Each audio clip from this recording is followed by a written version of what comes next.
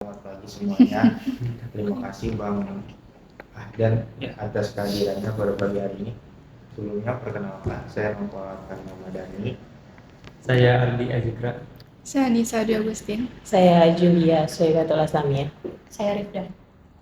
Jadi di sini tuh kami ingin sharing, ingin bercerita, ingin supaya kita bisa lebih mengetahui bagaimana pekerjaan ke depan, etikanya bagaimana, sikap kita yang benar itu bagaimana. Jadi supaya kita lebih dekat dengan Bang Ahdan, boleh nggak sih kita tahu sedikit gitu sekilas tentang background latar belakang Abang? Oke, terima kasih. Siapa tadi? Noval. Ya, Noval atas pembukanya. Ya, di sini saya izin memperkenalkan diri. Nama saya Ahdan Mutakin. Saya asli Bogor. Saya angkatan 55 dari Alika. Untuk background pekerjaan berarti ya. Iya. Jadi diawali untuk pertama kali bekerja itu sebagai konsultan. Nah, kenapa memilih konsultan? Itu sebenarnya secara tidak sengaja ya, karena awal setelah lulus tuh sempat bingung, gitu kan. Arahnya mau kemana ini? Gitu. Apa yang mau diambil? Gitu. Memang ketika dulu itu ngambil tema untuk tugas akhir itu K3 sebenarnya SMK 3, cuman karena lebih sering ikut dengan Pak Dimas ya, dekat dengan Pak Dimas juga, jadi dikenalkan dengan dunia konsultan gitu. Seperti apa ritme kerjanya, kemudian seperti apa job desknya itu seperti apa, itu kan diperkenalkan di situ sama Pak Dimas itu. Makanya dari situ mulai tertarik tuh dengan dunia konsultan. Memang di awal itu sebagai asisten Pak Dimas itu, jadi beliau kan memang sebagai tenaga ahli di udara dan air. Di situ saya ikut berperan sebagai asistennya itu, membantu menyusun, membantu ke lapang untuk pengambilan data gitu. Nah, mulai dari situ mulai tertarik gitu kan. Wah, seru juga nih gitu kan. Banyak hal-hal yang menarik untuk pelajari gitu kan. Karena kan konsultan itu kan luas ya. Konsultan itu luas. Dan banyak hal-hal baru juga kan yang kita sebelumnya mungkin di perkuliahan itu kan hanya sebagai teori ya, sebatas teori gitu. Kan kita di lapang itu kan memang benar-benar yang real gitu kan. Oh, jadi seperti ini loh teori yang kita dapat di kuliah, ternyata prakteknya seperti ini gitu. Nah, mulai dari situ cobalah kan cari loker, akhirnya dapat di daerah Cimanggu, Bogor. Itu dia konsultan lingkungan, memang dia bergerak di bidang AMDAL. Nah, mulai dari situ di situ sekitar 1 tahun konsultan di Cimanggu itu. Situ banyak juga belajar tentang AMDAL ya. Yang sebenarnya memang ketika kuliah itu sama sekali nggak tertarik tuh dengan AMDAL. Karena AMDAL ini apa sih gitu kan, kayak pusing gitu kan, Panjang. wah ya panjang gitu kan. Ternyata setelah dipelajari, oh seperti ini loh, karena memang disebut hal baru sih enggak ya, karena kan sudah dapat materinya ketika kuliah gitu. Jadi masih ada sedikit ingat lah gitu kan ketika mengerjakan. Nah, di konsultan ini saya itu sebagai drafter. Jadi kalau misalkan di AMDAL itu disebutnya anggota tim penyusun. Jadi di AMDAL itu kan yang pasti kalian udah dapat ya? Belum. Oh, Kita belum. semester Cuma kalau pengantarnya yang Ada. di etika profesi belum sempat. Oke, jadi di AMDAL itu nanti ada yang namanya ketua, anggota tim penyusun, dan tenaga ahli. Nah, tenaga ahli ini yang mensupport istilahnya mereka ini yang menganalisa lah ya. Karena tenaga ahli ini kan banyaknya, ada air, ada udara, kemudian ada sosial ekonomi gitu kan, banyak lah tenaga ahli. Nah, mereka yang menganalisis lah istilahnya. Dan ketua ini kan yang bertanggung jawab, kemudian anggota ini yang membantu ketua untuk penyusunan. Nah, di situ banyak juga belajar kan tentang, oh ternyata di AMDAL itu sangat kompleks gitu kan. mulai dari dimana kita perencanaan itu kan sebelum adanya kegiatan gitu. Sampai dimana di titik akhir itu setelah dokumen jadi kita ada namanya sidang. Jadi ya sebelum dokumen itu sah, difinalkan, disahkan oleh Menteri LHK, itu ada sidang. Nah, prosesnya lumayan panjang kalau AMDAL ya, bisa tahunan. Jadi memang bukan waktu yang sebentar kalau AMDAL itu, karena banyak revisi segala macam gitu kan. Dan pengambilan datanya pun nggak sehari 2 hari itu kan. Memang prosesnya panjang. Dan kalau misalkan dibilang kesulitan ya di dalam AMDAL itu sebenarnya kita itu kan berada di pihak perusahaan ya. Sedangkan perusahaan kan inginnya keuntungan gitu, dengan memanfaatkan lahan yang ada gitu kan. Sedangkan yang kita tahu mungkin ada lahan yang sekitarnya itu ada warga gitu. Nah, masalah utama yang biasa ditemuin di AMDAL itu lebih ke permasalahan di masyarakat. Ya, ada masyarakat yang menolak, ada masyarakat yang menerima juga gitu. Nah, masalah terbesarnya itu ada di masyarakat yang menolak ini. Nah, bagaimana caranya kita konsultasi ke masyarakat itu akan adanya kegiatan yang akan kita lakukan. Makanya sebelum dokumen itu disusun, itu adanya namanya konsultasi publik. Jadi kita menyampaikan ke masyarakat sekitar yang terdampak itu untuk menyampaikan lah kita ini akan ada kegiatan ABCD gitu. Kemudian dampaknya ABCD. Nah, di dokumen AMDAL pun itu sebenarnya semuanya sudah dibuat agar kan mungkin masyarakat mikirnya gini ya, wah ini akan ngerusak lingkungan nih, wah ini akan ada ini, kita terdampak gini. Sebenarnya di dokumen AMDAL itu semua udah diatur lah ya, ada pengelolaan, pemantauan gitu. Gimana caranya kita ngelola nih, gitu kan? Ngelola gimana caranya? Walaupun kita ada kegiatan di situ, kemudian kita akan ada dampak-dampak yang akan timbul itu seperti polusi udara, terus air, kemudian mungkin ada nanti ke masyarakat terdampak. Itu semua ada pengelolaannya. Jadi kita emang menganalisa lah. Kita mengelolanya seperti apa, kemudian nanti kan ada pemantauan. Nah, untuk konsultan ini memang hanya sebatas untuk penyusunan dokumen dan analisa.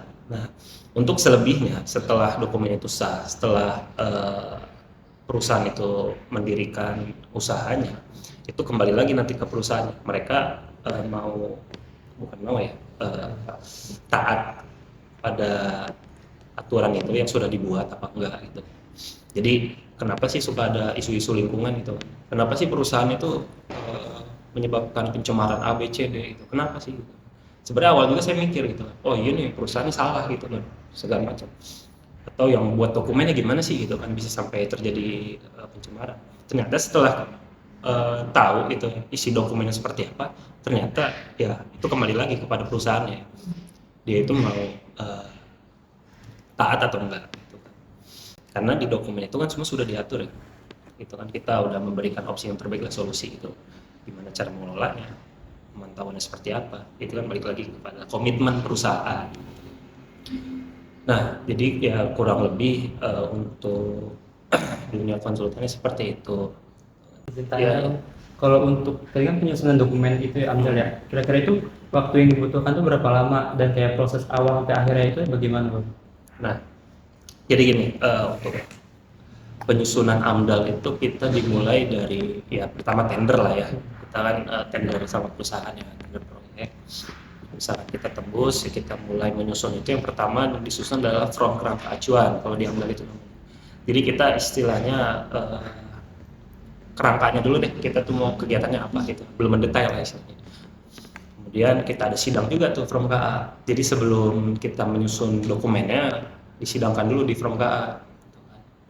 Ada revisi segala macam, udah selesai dari from KA itu baru kita masuk kita penyusunan. Nah itu juga sebelum from KA kita itu harus lihat juga ini kegiatannya ini masuknya tipenya apa. Kan ada AMDAL, ada cuman RKL-RPL aja, atau SPPL yang ringan gitu kan. Nah itu kan dipilih kita dulu itu sebelum sekarang tuh ada namanya AMDALNet ya. Sebelumnya itu kita memang agak sedikit ribet, kita harus mengajukan surat arahan ke kementerian. Kita tuh mau ngadain kegiatan ini besarannya sekian, lokasinya di sini gitu kan.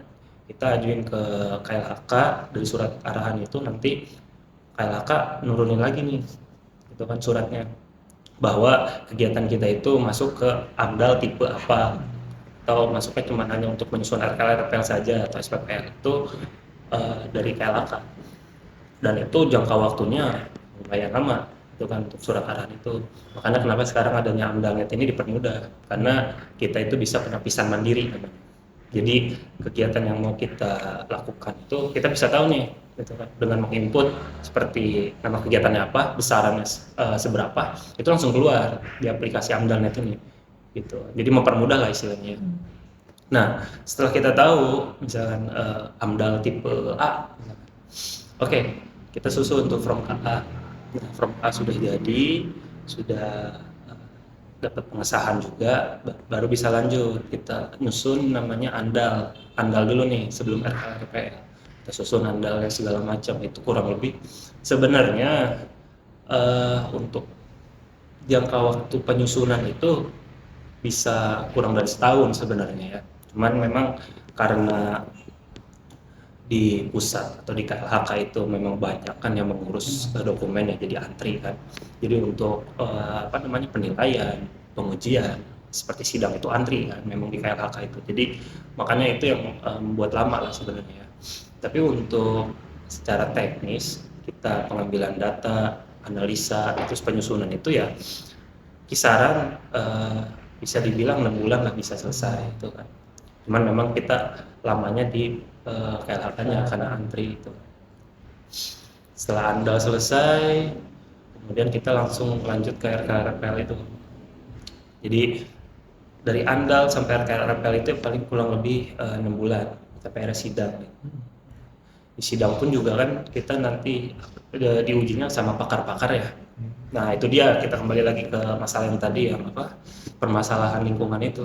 Karena kita ini dokumen AMDAL ini sebenarnya nggak bisa disahkan kalau misalkan banyak hal-hal yang di dalamnya itu nggak sesuai gitu. Karena kan kita memang diujinya sama pakar nih, yang ahli-ahlinya nih. Oh ini nggak sesuai ini gini gitu kan. Jadi memang hasil output akhirnya itu dokumen ini benar-benar yang udah istilahnya layak lah gitu kan ya, secara lingkungan itu kan. Seperti misalkan kegiatannya tambang nih gitu kan, kita mikir kayak wah dia tambang ini merusak alam nih gitu kan, bor tanah sampai dalam gitu kan, rusak gitu. Sebenarnya kalau misalkan dilihat di dalam dokumen yang kita baca itu semuanya ada pengelolaannya gitu kan, dan nggak sembarangan gitu. Jadi kurang lebih ya setahun lebih bisa sekarang. Terima kasih. Izin bertanya Iya, Pak, boleh. kalau kita lagi nyusun dokumen AMDAL itu, kita fokus ke satu perusahaan aja atau bisa 2 perusahaan kita urusin berbarengan? Nah, kalau misalkan masalah itu sebenarnya ya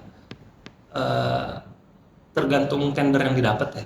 Jadi bisa berbarengan gitu kan, atau bisa nyelesain satu dulu bisa. Cuman yang pengalaman saya yang udah ini berbarengan sih, karena kan istilah kita nunggu nih ya, nunggu yang A misalkan nunggu sidang kan kosong tuh. Nah kita mengisi kosong itu dengan kita ngerjain yang B. Jadi mengisi waktu itulah. Jadi kita istilahnya si konsultan itu ya nerima terus proyek kan, sampai nanti ada batasnya nih. Oh kita udah full nih gitu kan, nggak nerima lagi ya udah. Oh gitu. Jadi bisa lebih dari satu kita kerjakan itu. Ya. Mau tanya Kak, kira-kira ada nggak sih pengalaman Kakak? Boleh ceritain nggak satu pengalaman Kakak dia pernah megang AMDAL buat apa gitu di perusahaan? Oke. Kalau di konsultan pertama ini karena awal baru masuk gitu, karena masih ya istilahnya banyak hal yang belum tahu lah gitu. Karena kan di awal itu kan sebagai penyusun ya, dokumen yang disusun itu rata-rata proyek tambang, tambang di Sumatera. Nah, untuk dokumennya itu ada sekitar 5 dokumen yang udah beres gitu kan. Tapi setelah memutuskan untuk berhenti keluar itu yang baru selesai 3 kalau nggak salah. Itu yang udah disahkan di 3. 2 lagi ini masih dalam pengerjaan sebenarnya. Udah beres cuman menunggu sidang lah ya istilahnya. Jadi kebanyakan di konsultan yang pertama itu tambang kita mainnya. Karena memang si konsultan itu fokus di tambang gitu. Karena kita ngincar istilahnya yang angkanya besar lah gitu. Karena AMDAL yang angkanya besar memang di tambang itu kan. Tambang, campuran minyak gitu kan. Tadi kan kakak ada 5 dokumen, yang baru jadi itu 3. Berarti selama 5 dokumen itu belum terpenuhi, belum bisa jalan itu proyeknya? Ya, jadi proyek itu belum bisa dimulai sebelum si dokumen itu jadi. Kalau misalkan sekarang itu, kalau misalkan kalian pernah dengar pertek namanya, persetujuan teknis, nah itu kan sekarang juga sebagai salah satu persyaratan ya, dan itu diintegrasikan itu kan ke dalam dokumen AMDAL itu kan. Jadi dulu itu sebelum adanya PP 20 terbaru itu memang pertek terpisah. Gitu kan. Jadi kalau dokumen AMDAL-nya sudah jadi, perusahaan udah boleh mulai. Nah, pertek itu nyusul nanti. Kan ada pertek air, udara, terus ada AMDAL lain juga gitu kan. Nah, itu bisa diurus nanti belakangan. Setelah perusahaannya jalan, itu bisa diurus satu-satu. Tapi kalau sekarang semua diintegrasikan, jadi diurus di awal. Biasanya pertek itu duluan jadinya. Jadi disidangkan duluan, pertek yang sudah jadi itu ntar masuk sebagian ke dokumen AMDAL, diintegrasikan sekarang. Baru dokumen AMDAL diurus, setelah AMDAL selesai, sah, segala macam, baru proyek bisa jalan. Izin tanya. Ya, boleh. Suka ada nggak sih Kak perusahaan yang suka nge-request sesuatu untuk dokumen-dokumen tersebut supaya proyeknya lancar gitu? Kalau ada, sikap kita tuh harusnya kayak gimana? Nah, bisa gini, perusahaan itu pengennya kita kerja cepat, biar mereka cepat jalan kan. Mereka nggak mau lama-lama gitu. Sedangkan kita kan di sini prosesnya kan karena panjang antri itu ya. Nah, jadi biasanya pemilik konsultan ini gitu, yang dulu itu dia punya istilahnya banyak kenalan lah di lingkup KLHK. Jadi istilahnya ya bisa lewat jalur fast track. Biasanya request dari perusahaan sih sebenarnya nggak banyak ini ya. Jadi mereka tuh cuma pengen minta cepat, terus sesuai. Udah itu doang sebenarnya mereka tuh. Kalau misalkan kayak nanti isinya begini enggak mereka tuh. Jadi isinya kalau misalnya bisa dibilang perusahaan tuh kalau masalah isi ya udahlah urusan kalian lah. Yang penting cepat jadilah istilahnya. Jadi proyeknya bisa. Nah, kadang juga kan kita sering telepon gimana udah jadi belum gini, wah itulah. Kadang di deadline sama mereka bulan sekian harus sudah jadi ya, harus sudah submit ke KLHK, harus sudah gini, wah itulah tantangannya sebenarnya ya. Nah, kita sebagai penyusun kan sebenarnya ya itu udah di luar kewenangan kita. Kita kan sebagai penyusun ya hanya menyusun. Kita targetkan misalkan kita nyusun selesai sebulan 2 bulan misalkan itu kan udah jadi. Tapi kan tetap ketika pengurusan administrasinya itu kan yang memakan waktu. Nah, berarti Kak, kita tuh misalnya ada di konsultan A, kita bisa ngambil kerjaan di konsultan lain apa enggak? Nah, kalau itu sebenarnya kebijakan tergantung konsultan masing-masing ya. Mungkin kebanyakan sih mereka tuh ngambil proyek kan di luar ini. Cuman ini etikanya adalah ketika kita bekerja atau berkontrak di satu perusahaan, nah ketika di jam kerja itu ya kita fokus dengan kerjaan di perusahaan A, kita kerja dan kontrak. Kalau kita mau ngambil istilah side job atau kerjaan di luar dari ya samping di luar dari kantor kita kontrak, yaitu kita harus bisa ngatur waktunya. Yang penting etikanya itu. Jadi ketika kita sedang kerja di kantor, ya udah kita fokus di situ kerjaan kantor itu. Nah, kerjaan side job itu kita kerjakan di luar. Entah di malam hari setelah pulang kerja atau di weekend. Gitu. Berarti Kak, mau nanya lagi. kan tadi kan sekarang pakai AMDAL. Selain itu kira-kira ada software lain nggak sih yang harus kita kuasain gitu kalau mau kerja di AMDAL? Sebenarnya kalau di AMDAL itu Atau ada skill apa yang harus kita ini buat kerja sebagai penyusun AMDAL? nah kalau penyusun AMDAL itu kalau misalkan memang ingin ditekuni atau kita menggeluti dunia AMDAL, itu bisa kita ngajuin namanya sertifikasi. Nah, sertifikasi ini untuk awal itu bisa ATPA, atau kalian misalkan kalian minat di air atau udara, nah, mungkin kalian bisa ambil sertifikasi itu, ntar kalian jadi tenaga ahli gitu, kayak Pak Dimas. Dengan sertifikasinya banyak tuh, ada air, ada udara, dan segala macam itu banyak kan. Nah, dia jadi fokusin ke tenaga ahli, tenaga ahli air, tenaga ahli udara, atau kalian lebih suka untuk menyusun dokumen. Nah, kalian bisa ajuin menjadi ATPA, itu sertifikasinya ada, anggota tim penyusun AMDAL. Nah, atau kalian suka dengan aplikasi namanya ArcGIS kalau kalian tahu, buat peta, itu ada juga tenaga ahli GIS namanya. Nah, itu juga kalian bisa ngambil tuh sertifikasinya tuh, sertifikasi GIS namanya. Itu. Atau kalian pengen jadi ketua. Nah, kalau jadi ketua itu ada ininya, ada istilahnya stepnya. Pertama tuh kalian dari ATPA dulu nih. ATPA kalian udah di ATPA pun ada persyaratan sebenarnya sih. Kalian itu minimal harus sudah nyusun sekitar 3 dokumen kalau nggak salah sekarang. 3 dokumen kalian susun. Nah, baru kalian bisa ikut ke sertifikasi ATPA itu. Pengajuan segala macam, kalian pelatihan, kemudian ada tesnya nanti di akhir, keluar sertifikat itu. Nah, kalau kalian mau naik lagi setelah menjadi KTPA, ketua tim penyusun, itu minimal 5 dokumen baru ntar bisa gitu. Paling kalau software ya Microsoft Word sih, Office lah, basicnya, basic. Kalau misalkan di GIS itu ya ArcGIS makanya itu kan. Paling itu sih kalau di AMDAL aplikasi ya, sama AMDAL itu mungkin sekarang terbaru tuh, karena kan memang baru ya, tahun 2023 dia baru rilis. Setelah tadi kerjaan kakak di konsultan, terus kamu tuh boleh tahu nggak sekilas pekerjaan kakak yang di laboratorium, yang di Sislab. Ya. Nah, di Sislab ini sebenarnya masih ada sangkut pautnya. Jadi kan AMDAL itu kan nyusun namanya RPL, pengelolaan sama pemantauan. Nah, kita ada analisa untuk pengelolaannya seperti apa di kegiatan itu sama pemantauannya. Nah, di Sislab ini sebenarnya dia itu perusahaan yang fokusnya sama laboratorium. Dia itu nguji segala macam, itu ada air, ada udara, soil, tanah.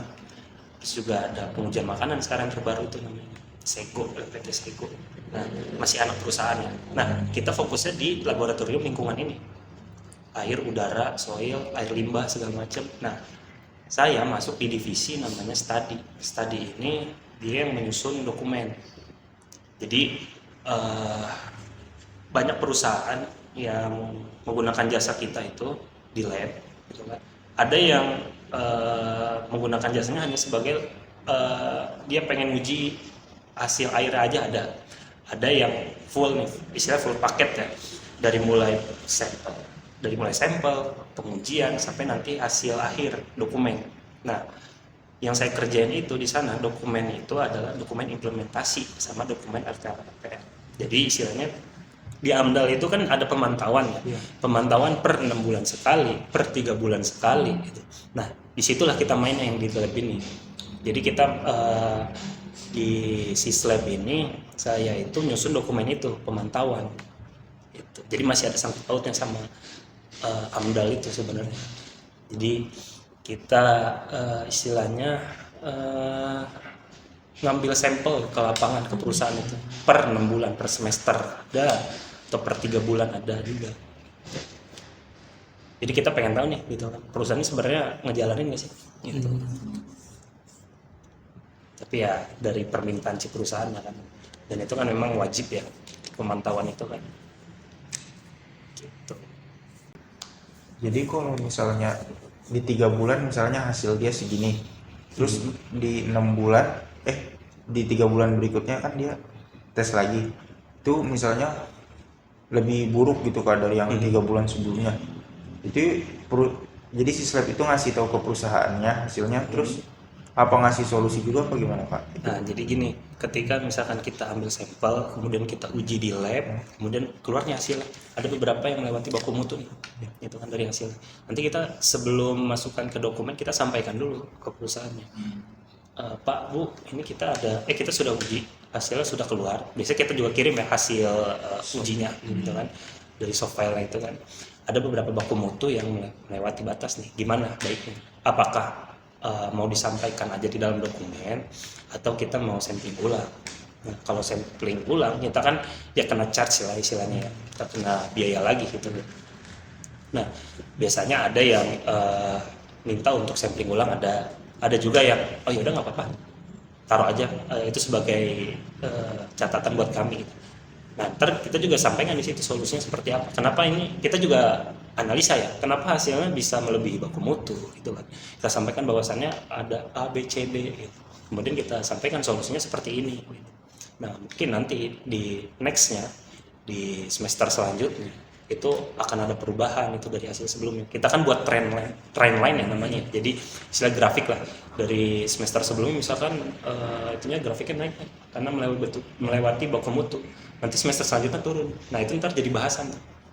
Di semester ini sudah turun misalkan dari parameter apa gitu kan. Gitu.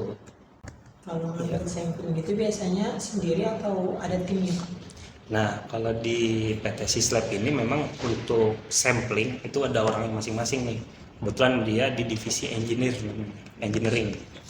Dia itu ada yang mengambil udara, mengambil air, itu ada itu orang-orangnya sudah ada. Nah, kalau divisi saya di studi ini biasanya yang kita ambil itu survei lapangnya itu biasanya kita ke sosial ekonomi sama di lalu lintas biasanya kita ambil. Nah, untuk yang lebih teknis seperti pengambilan udara, air itu udah ada orang dari engineer gitu. Kalau di studi ini lebih ke sosial, kita wawancara masyarakat gitu kan, kayak masyarakat sekitar perusahaan itu kan kita wawancara tuh, sebar kuesioner, kita tanya tuh, ada dampak yang negatif gak dari perusahaan ini, pernah menerima bantuan gak gitu, atau ada permasalahan lingkungan gak yang terjadi di sini kayak polusi udara atau air yang bermasalah gitu. Pemantauan itu pengerjaannya berapa lama? Kalau pemantauan ini sebenarnya lebih cepat gitu kan. Biasanya kalau dokumen pemantauan itu kan per 6 bulan ya, per semester biasanya kita kerjain. Jadi ada semester 1 sama semester 2 gitu. Ya kalau misalkan jangka waktu ngerjainnya sebenarnya lebih singkat ya daripada AMDAL. Paling jangka waktu 3 bulan sudah beres gitu kan. Itu dalam jangka waktu 2 bulan sudah beres. Sebenarnya lebih cepat kalau dokumen pemantauan ini pengerjaannya karena lebih ringan itu. Karena ya istilahnya ya kita hanya ngambil beberapa poin dari si RKL itu kan, nggak semua gitu yang benar-benar ada pemantauannya gitu. Jadi nggak terlalu banyak. Tadi kan kalau misalnya penyusunan AMDAL tuh kita harus ada proses ke KLHK. Kalau misalnya di siswa ini dia prosesnya kurang lebih mirip atau yang beda si dokumen pemantauan? Nah, kalau dokumen pemantauan ini itu berbeda sama AMDAL. Kalau AMDAL kan dia ada pelaporan, kita harus ngurusnya ke KLHK langsung ya, ke pusat. Kalau pemantauan ini enggak. Pemantauan ini langsung ke perusahaan. Karena si dokumen pemantauan ini ntar akan jadi bukti nih ketika nanti dari pihak KLHK pusat nanya, kalian ada pemantauan nggak? Nah, mereka ngasih bukti dokumen ini, dokumen yang kita susun lah ya, dokumen pemantauan ada nih gitu. Jadi kita nggak berurusan dengan KLHK. Kalau di yang sekarang ya, saya yang sekarang ini di Sislab ini nggak berurusan dengan KLHK. Jadi kita langsung sama perusahaan. Biasanya kita penyampaian hasilnya itu ke perusahaan aja. Atau kita juga ada proyek dari DLH misalnya, dari Dinas Lingkungan Hidup ya kita ke dinasnya aja gitu. Jadi nggak kayak apa kalau sekarang. Kalau nanya masyarakat turun ke masyarakat itu tantangannya apa Pak? Terus etikanya gimana sih kalau kita harus turun ke masyarakat itu? Nah, biasanya tantangannya kalau ke masyarakat itu kan kita nggak tahu ya, masyarakat di daerah tersebut itu seperti apa. Ada yang baik, ada juga yang mungkin nolak-nolak itu judes itu kan, ada banyak itu kan. Nah, itulah tantangannya di situ, gimana caranya kita bisa memposisikan diri, gimana caranya si masyarakat yang agak-agak ini ya susah untuk ditanya, kita bisa masuk gitu. Nah, ya sebenarnya etikanya ya kita sampaikan dulu lah keperluan kita itu apa. Kita mau ada survei sosial gitu kan, kita sampaikan juga kita dari perusahaan apa gitu kan. Istilahnya jangan kita ujuk-ujuk datang itu kan ke masyarakat kita, saya mau nanya nih, saya mau wawancara, nanti kaget ya, wah apa nih mas gitu kan. Karena pernah kemarin itu beberapa minggu yang lalu ke Lampung. Nah, saya ke Lampung sebar kuesioner di sana, kita datang ke ibu-ibu nih lagi ngumpul kan. Si ibu-ibu nih kaget, kirain saya sales katanya. Iya, kan bawa-bawa map gitu kan, mau wawancara, kirain sales gitu kan. Oh, bukan, kita bukan sales, kita dari PT Sislab ini wawancara terkait dengan PT ini gitu. Jadi unik-unik lah masyarakat tuh ya. Ada yang ya menyambut gitu kan, oh ya mas silahkan duduk gitu, ada apa mas, tanya, kita wawancara, ada yang gitu. Ada juga yang seperti tadi tuh ibu-ibu kirim sales segala macam, ada yang takut juga kan tanya-tanya, ada yang nolak juga. Jadi ya tantangannya di situ sih sebenarnya kalau ke masyarakat. Jadi pinter-pinter kita ya kita menyampaikan informasinya secara jelas gitu kan, jangan sampai ada miss. Soalnya kalau misalnya kita salah penyampaian, nanti masyarakatnya malah nyerang balik, nanti yang bahaya. Gitu. Kan kalau ketemu masyarakat tuh berarti kita harus koordinasi dulu nggak sih Kak, ke perangkat biasanya atau perangkat RT-nya Ya. Itu harus Biasanya kita kalau misalkan mau ngadain survei sosial itu kan kita informasikan dulu ya ke perusahaan bahwasanya kita mau ada survei sosial nih gitu. Nah, biasanya kita ada pendampingan dari pihak perusahaan.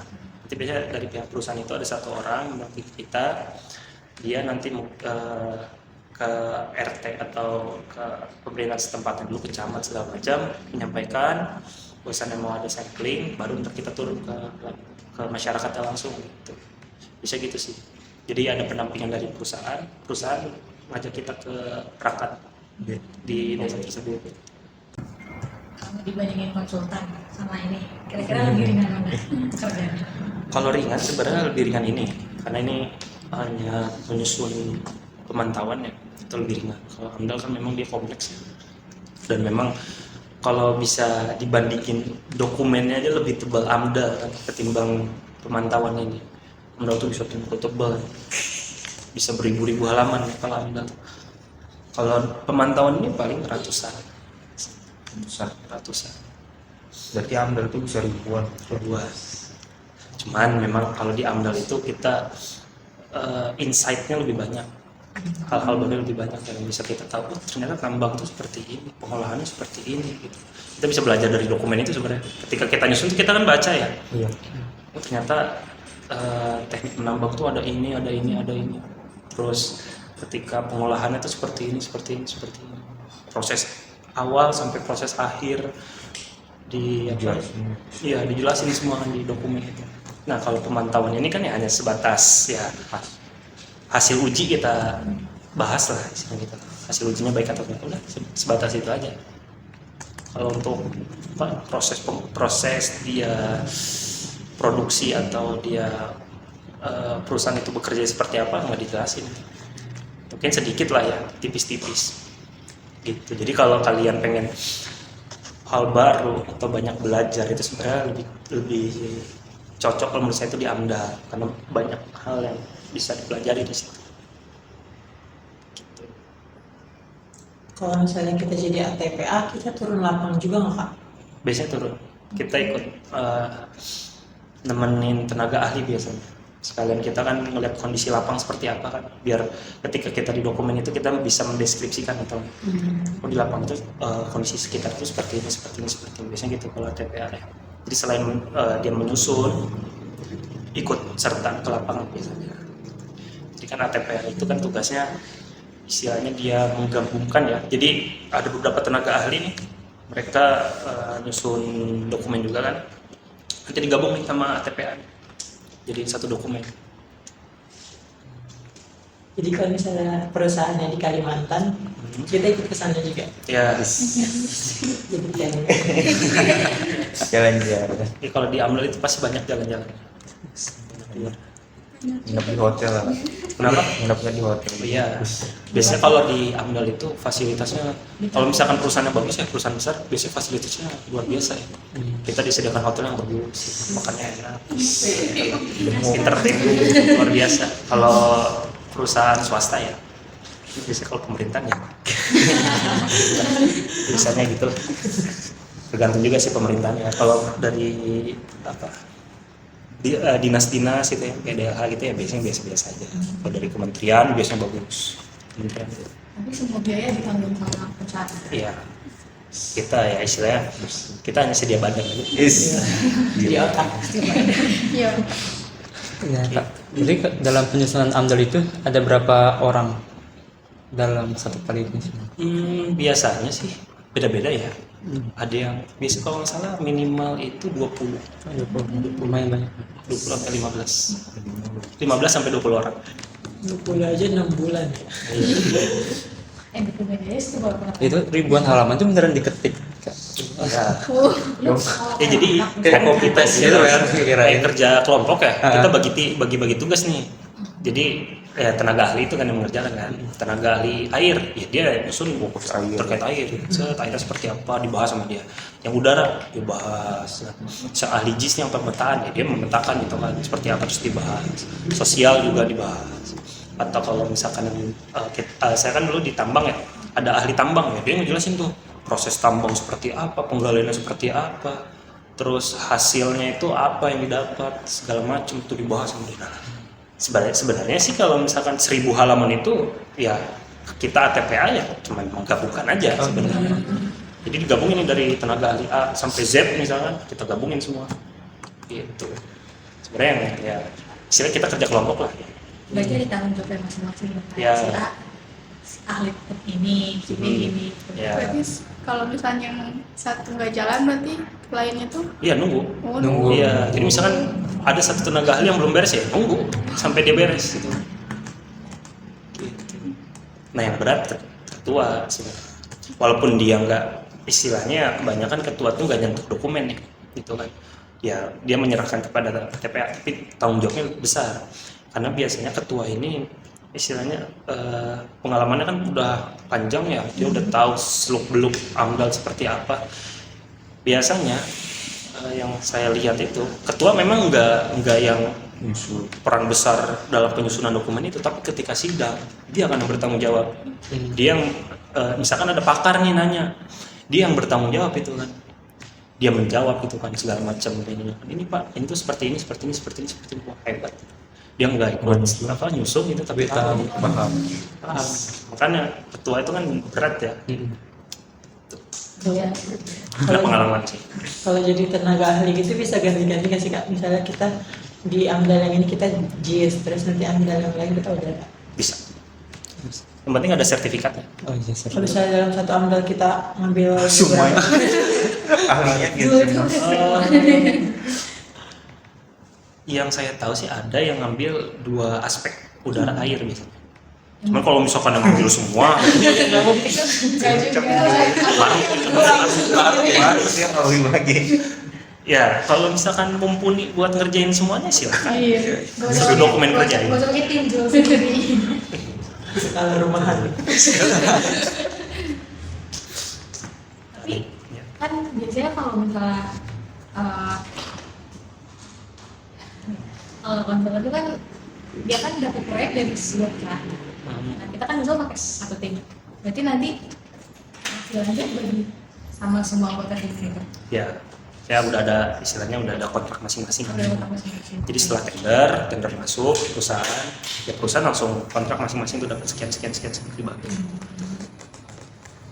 Kirain dari perusahaan ngasih budgetnya berapa tinggal dibagi. Iya gitu. Jadi kan tender itu kan di situ udah ada angkanya. Dari si perusahaan yang membuat kegiatan itu ada angkanya tuh sekian.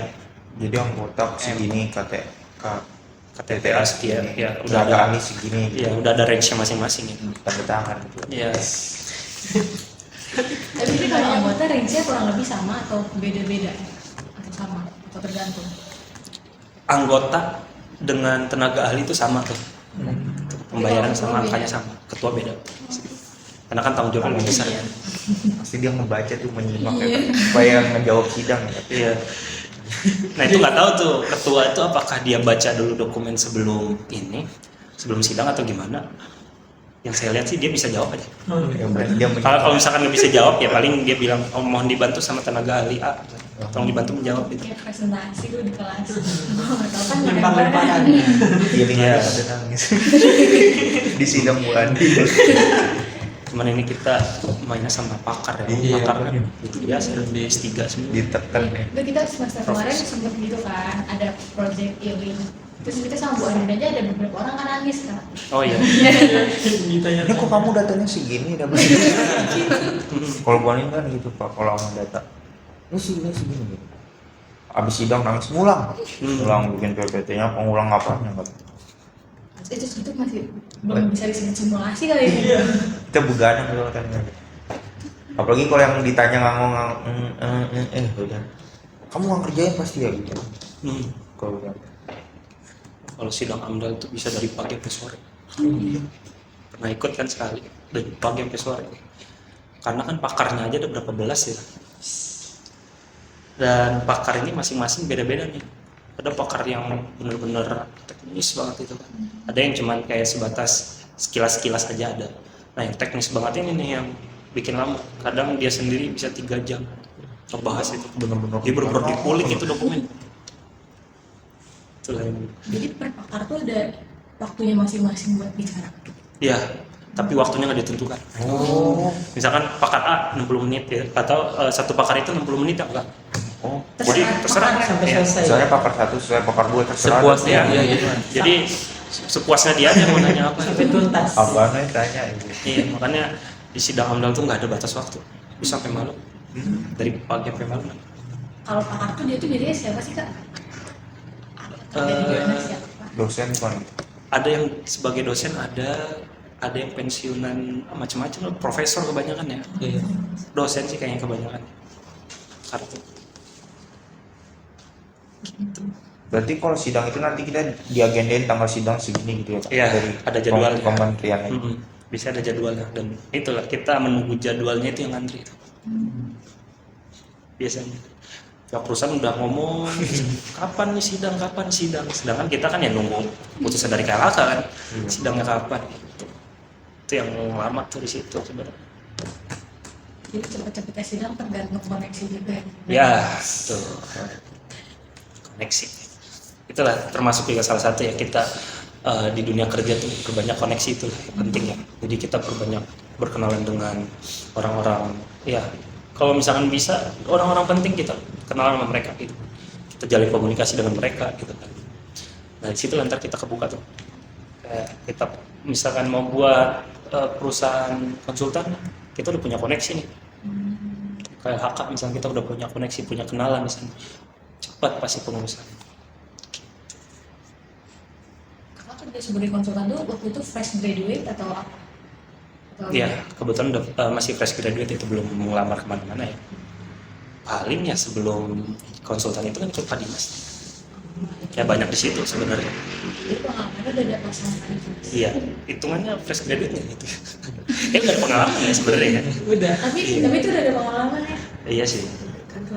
Kalau misalnya langsung kerja nih fresh graduate banget, kira-kira bakal ada dampak ke kitanya nggak sih, kayak ada bingung ini gimana atau Nah biasanya kalau fresh graduate itu kalau di dunia konsultan ya kita bahasnya itu paling jadi asisten dulu, asisten tenaga ahli biasanya. Jadi misalkan kalian nanti jadi asisten tenaga ahli air, udah kalian ikut nanti tuh ke lapang, ke air, sampel air, sekalian nyusun tuh ngisiin dokumen-dokumen itu tuh air. itu belajar kecil-kecilan dulu. Ya kecil dulu nanti baru naik tuh. Kita ada magang. Rasanya tuh magangnya beda sama fresh graduate, dia urusin di mana? Dulu kakak magangnya di bidang apa? Sama 3 Tuh kan, nah ini beda. beda.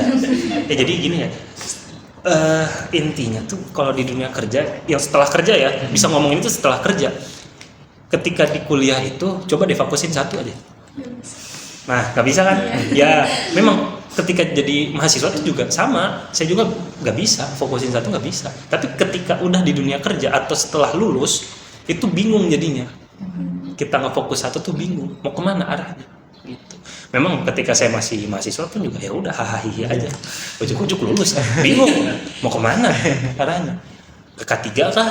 Konsultan kah? Atau ke bank? Itu kan pilihan akhir bank. Atau kita mau masuk ke perusahaan, ngolah limbah.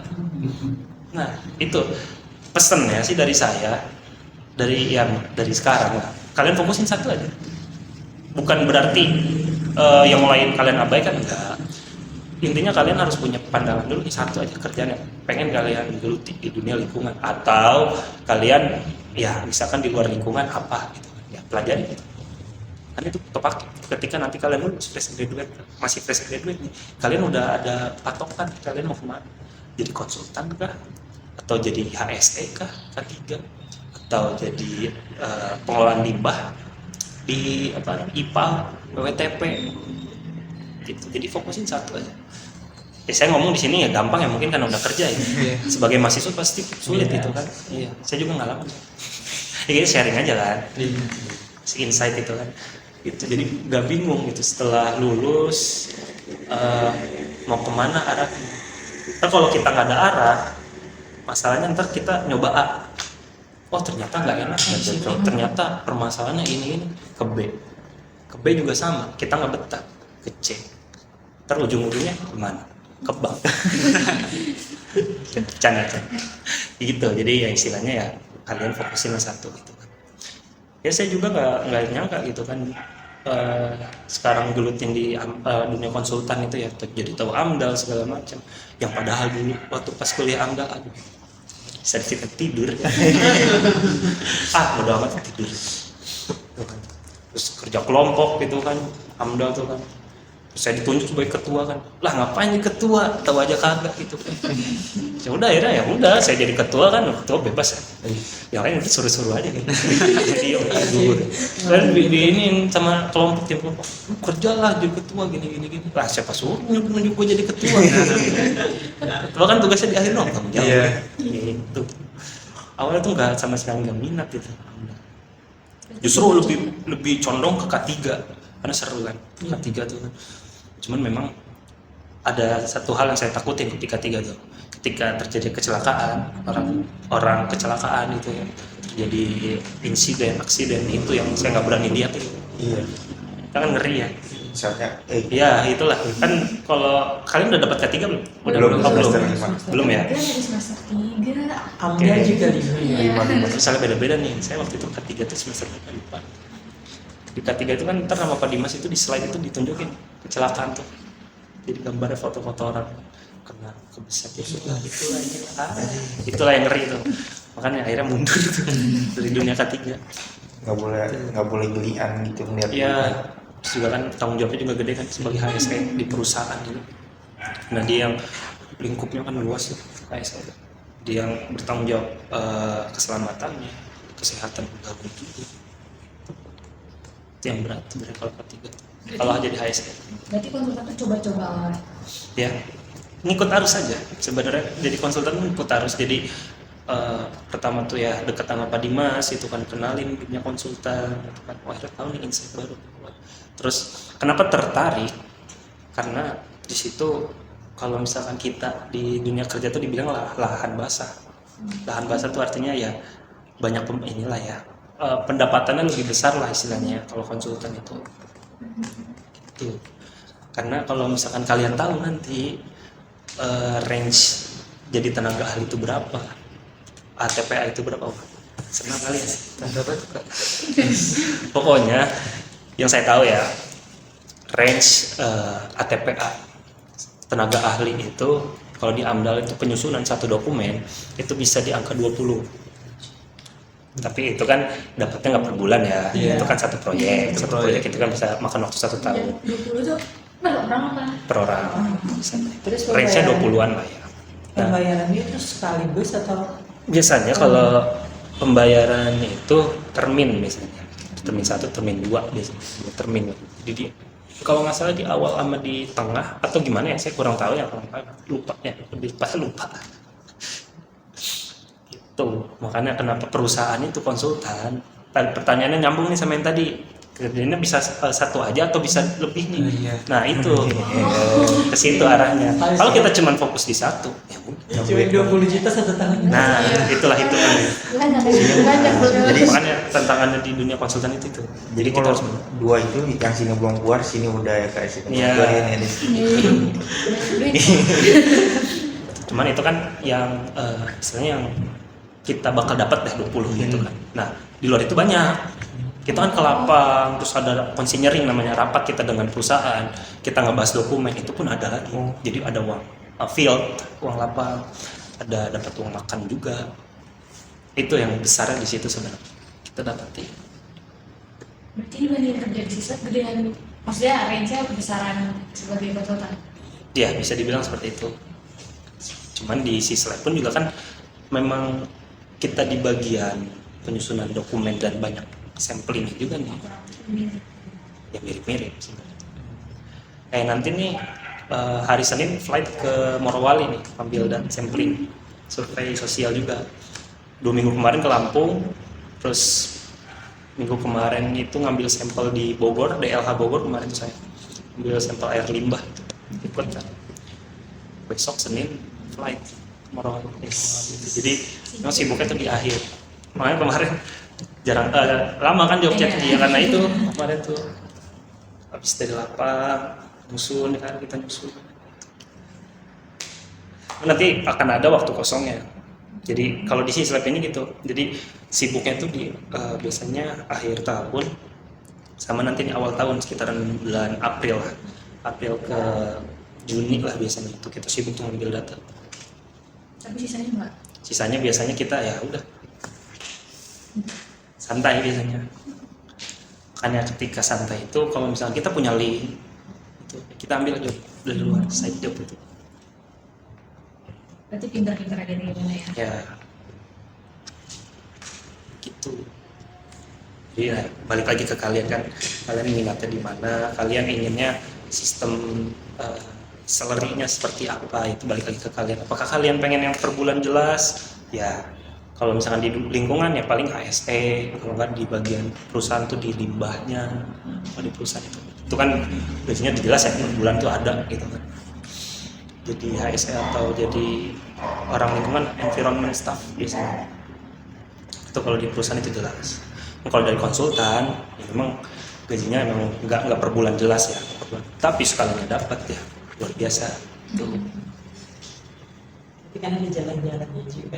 Ya, nah itu juga jadi salah satu faktor ya kenapa seru gitu dunia konsultan, karena ada jalan-jalannya itu. Kita ngeliat ke site gitu kan, ngelihat tambang itu seperti apa itu. Pertama kali saya ke tambang itu ngeliat luar biasa itu kan. Pertama kali lihat tambang itu wah, geleng-geleng kepalanya luar biasa. Lihat alat-alat beratnya itu kan, alat-alat berat, terus mereka gali sampai berapa dalamnya. Terus kebetulan ada proyek itu pembuatan jalur khusus tambang. Jadi itu jalur dibuat emang khusus untuk truk-truk tambang, itu jaraknya 140 kilo. Itu daerah Muara Enim, Palembang. Jadi biar si truk-truk tambang itu nggak lewatin jalur masyarakat. Itu kan kalau kita lewatin truk itu lewat jalur masyarakat kan jalan pasti rusak, debu juga, polusi ke masyarakat. Makanya dibuatlah jalur khusus itu. Sepanjang jalan itu wah jauh, itu nggak nyampe-nyampe, itu 140 kilo. Jadi menghubungkan antara site atau tambang lewat jalur tambang itu ke dermaga jeti namanya. Jadi itu tempat pengangkutan batu bara lewat jalur laut pakai kapal-kapal tongkang itu.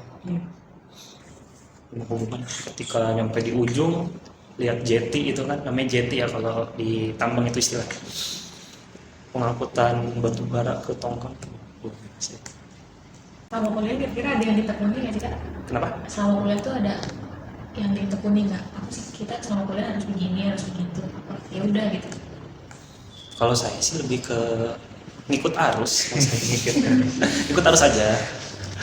masa banyak ini tugas dikerjain, itu kan yang penting kan tugas ya, tugas dikerjain buat apa, kenapa tugas tuh harus kita kerjain tepat waktu segala macam itu, kita kerjain sampai miss itu karena kita untuk nge-up nilai ntar di akhir ketika kita UTS UAS itu sangat kecil kan nilai itu kan nge-up tuh.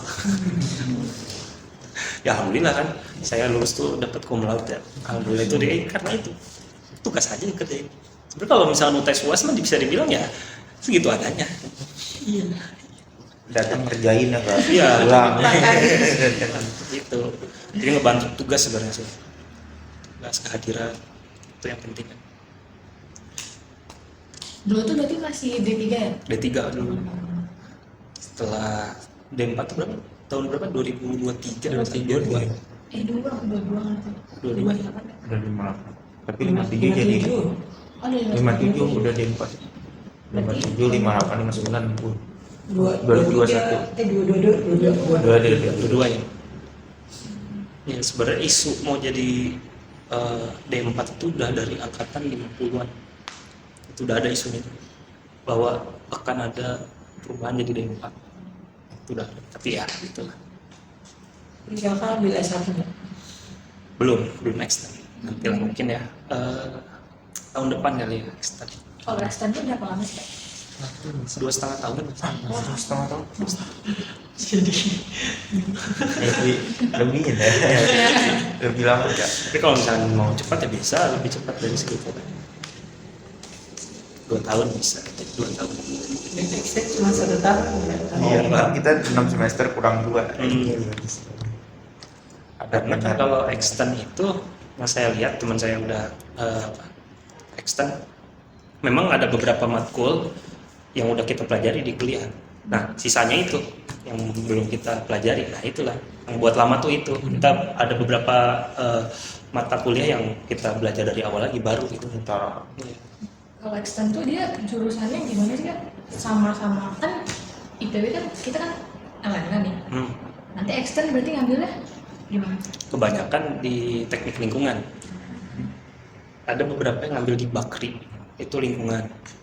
Terus ada yang ngambil di ITY juga lingkungan. Atau di UT, teman saya ada ngambil di UT itu PKWT. Perencanaan kota, tata wilayah. Itu juga bisa. Soalnya kalau misalkan kita ngambil extend tapi di luar lingkungan, ya kita penyetaraannya kan nggak ada ya, semuanya baru kan. Itu ulang dua gelar. Ya. Tapi ada satu teman saya tuh di 55 ngambil UI, dia masuk ke Kesmas, cuman dia itu bukan extend jatuhnya tapi reguler. Tapi dia mulainya dari semester 3 bisa itu reguler, bisa reguler. Kan saya tanya ya, kok bisa masuk UI gitu kan, emang ada jalur extendnya? Sebenarnya nggak extend tapi reguler, tapi dimulainya dari semester 3 karena ada beberapa mata kuliah yang udah pelajari juga kan, jadi setelah itu dihilangkan lah di skrip gitu. Berarti kalau kayak gitu dia bareng sama mahasiswa baru? Iya, barang mahasiswa baru, cuman dimulainya dari semester 3. Kalau dari kita semua kan cukup pertanyaan diskusi pada hari ini. Sebelumnya terima kasih banyak atas kesediaannya untuk bincang-bincang pada hari ini Kak. Semoga yang Kakak sampaikan itu bermanfaat bagi kami semua dan semoga Kakak selalu diberikan kelancaran dalam pekerjaannya. Itu aja sih Kak dari kami. Terima kasih. Wassalamualaikum warahmatullahi wabarakatuh. Terima kasih ya Kak. Terima kasih banyak Kak.